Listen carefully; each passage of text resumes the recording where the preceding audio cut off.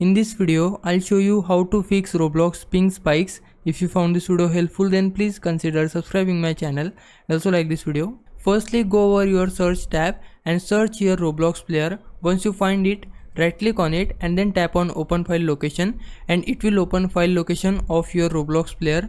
Now again right click on it and again tap on open file location and it will highlight Roblox player beta. We need to right click on it, then tap on properties here. Now this window will open. Here we need to tap on digital signatures. Once you are here, left click on this Roblox cooperation. Once you tap on it, go to details, and now on this window we need to tap on view certificate, then tap on install certificate, and here select current layer, then next.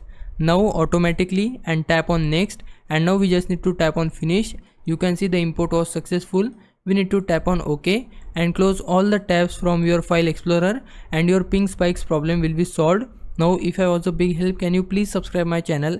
I would really appreciate it. For now, thanks for watching. Bye bye.